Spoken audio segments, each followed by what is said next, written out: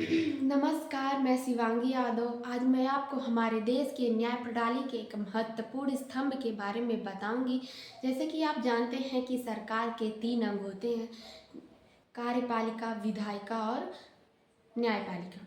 तो आज हम इस वीडियो में सरकार के तीसरे अंग के बारे में बात करेंगे। तो आइए जानते हैं कि न्यायपालिका हमारे लोकतंत्र में क्या स्थान है, कैसे कार्य करती है और इसकी संरचना किस प्रकार की है। तो चलिए शुरू करते हैं। सबसे पहले न्यायपालिका क्या होता है यह जानेंगे। न्यायपालिका, जिसे जुडिशरी भी कहते हैं। न्यायपालिका एक लोकतांत्रिक देश है जहां न्याय, स्वतंत्रता और बंधुता हमारे संविधान के मूल स्तंभ हैं। इन मूल्यों को बनाए रखने का सबसे बड़ा दायित्व न्यायपालिका पर होता है।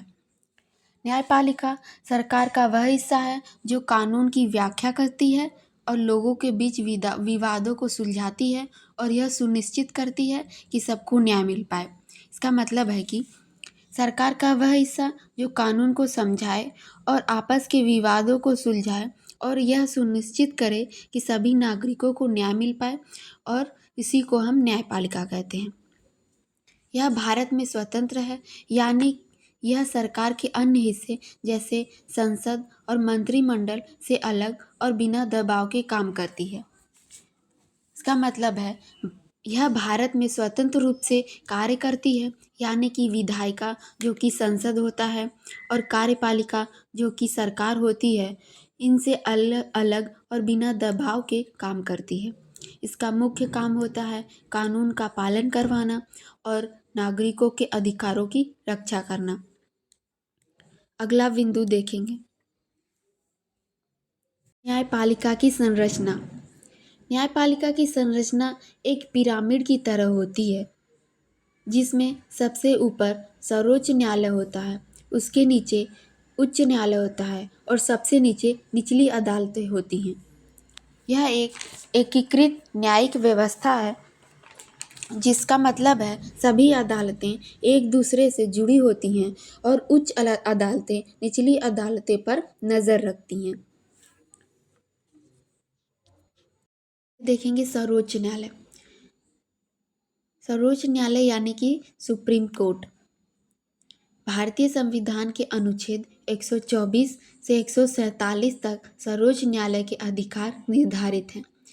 इसमें देखेंगे यह भारत का सबसे ऊंचा न्यायालय है, जिसकी स्थापना 26 जनवरी 1950 को हुई। इसका मुख्यालय नई दिल्ली में है। इसके प्रमुख न्यायाधीश को मुख्य न्यायाधीश, चीफ जस्टिस ऑफ इंडिया कहा जाता है। सर्वोच्च न्यायालय संविधान का अंतिम व्याख्याकार है। यह न केवल उच्च और निम्न न्यायालय पर नियंत्रण रखता है, बल्कि संविधान की रक्षा भी करता है। सर्वोच्च न्यायालय का मुख्य उद्देश्य नागरिकों के मौलिक अधिकार की रक्षा करना, संविधान की व्याख्या करना और देश में एक समान न्याय प्रणाली बनाए रखना। उच्च न्यायालय। उच्च न्यायालय का वर्णन संविधान के भाग 6 में अनुच्छेद 214 से 231 तक है। इसमें देखेंगे उच्च न्यायालय भारत के प्रत्येक राज्य या राज्यों के समूह के लिए स्थापित सर्वोच्च न्यायालय के नीचे का सर्वोच्च न्यायिक निकाय है। यह राज्य स्तर पर काम करता है और राज्य के भीतर के सभी न्यायालयों, जिला एवं उप न्यायालय पर नियंत्रण रखता है। भारत में न्यायपालिका की संरचना एकीकृत है, इंटीग्रेटेड है, यानी कि सुप्रीम कोर्ट सबसे ऊपर, उसके नीचे हाई कोर्ट और फिर डिस्ट्रिक्ट कोर्ट आते हैं। इसकी स्थापना देखते हैं।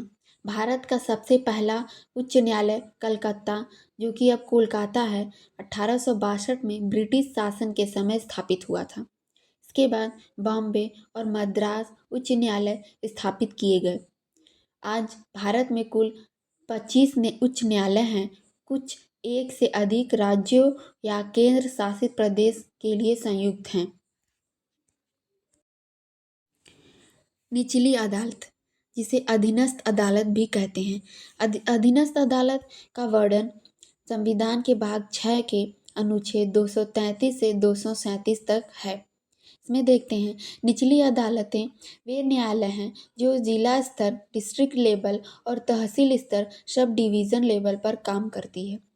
इसका मुख्य कार्य आम जनता से जुड़े सिविल, दीवानी और क्रिमिनल फौजदारी मामलों की सुनवाई करना होता है। ये अदालतें सीधे उच्च न्यायालय के अधीन कार्य करती हैं। अधीनस्थ अदालतों के मुख्य कार्य: पहला है मामलों की सुनवाई करना और निर्णय देना। दूसरा, अधिकतर मामलों सबसे पहले निचली अदालतें पर दर्ज होते हैं और यहीं से न्याय की प्रक्रिया शुरू होती है। तीसरा है गवाहों और साक्ष्यों पर जांच किया जाता है। चौथा है अदालतें सबूत और गवाहों के आधार पर सच्चाई का पता लगाती हैं। पांचवा है सजा और आदेश देना। छठा है अपराध सिद्ध होने पर अपराधी को सजा देना और निर्दोष को मुक्त करना।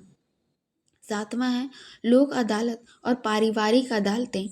आठवां, कुछ विवाद आपसी सहमति से सुलझाने के लिए लोक अदालतें और फैमिली कोर्ट भी काम करती है। 9, निचले अधिकारी की देखरेख करना।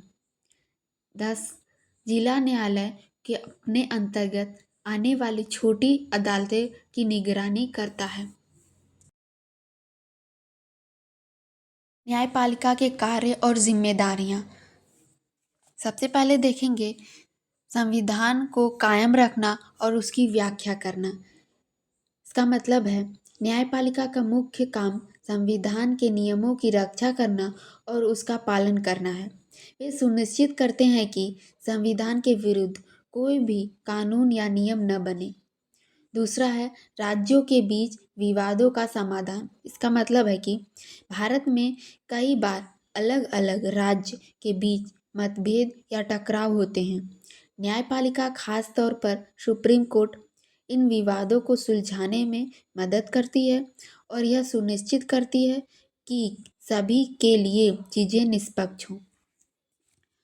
तीसरा है मौलिक अधिकार की रक्षा।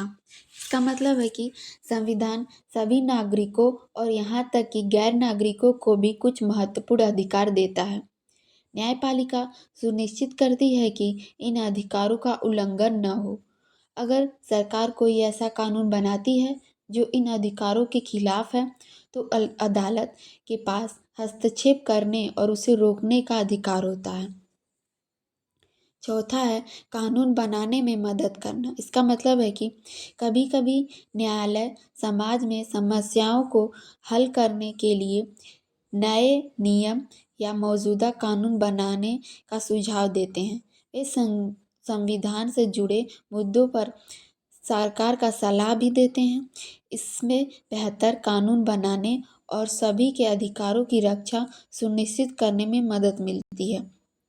अगला बिंदु देखते हैं न्यायपालिका की स्वतंत्रता और महत्व। न्यायपालिका की स्वतंत्रता का महत्व यह है कि यह निष्पक्ष और न्यायपूर्ण व्यवस्था सुनिश्चित करती है।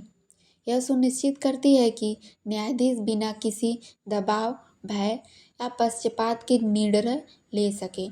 सरकार के अन्य अंगों को उनके अधिकारों क्षेत्र से बाहर जाने से रोकती है और नागरिकों के मौलिक अधिकारों की रक्षा करती है।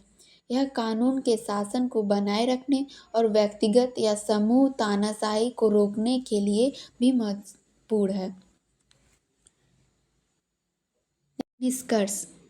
निष्कर्ष में हम देखेंगे हमारे देश की न्यायपालिका सिर्फ कानून की रक्षक नहीं बल्कि लोकतंत्र की सबसे मजबूत नींव है। यह वही संस्था है जो हर नागरिकों को न्याय दिलाने का भरोसा देती है, चाहे वह आम इंसान हो या कोई बड़ा पद अधिकारी। न्यायपालिका हमें यह सिखाती है कि कानून सबके लिए बराबर है और किसी के साथ भेदभाव नहीं किया जा सकता। अगर संसद और कार्यपालिका देश को चलाती हैं तो न्यायपालिका यह सुनिश्चित करती है कि सब संविधान के रास्ते पर चलें। इसलिए हमें अपनी न्यायपालिका पर गर्व होना चाहिए क्योंकि यही संस्था हमारे अधिकारों की असली रखवाली करती है। न्यायपालिका ही लोकतंत्र की आत्मा है और न्याय ही उसकी सबसे बड़ी पहचान है। तो मैं आशा करती हूँ कि इस वीडियो के माध्यम से आपको न्यायपालिका की भूमिका और महत्व के बारे में समझने में मदद मिली होगी। आप सभी को धन्यवाद।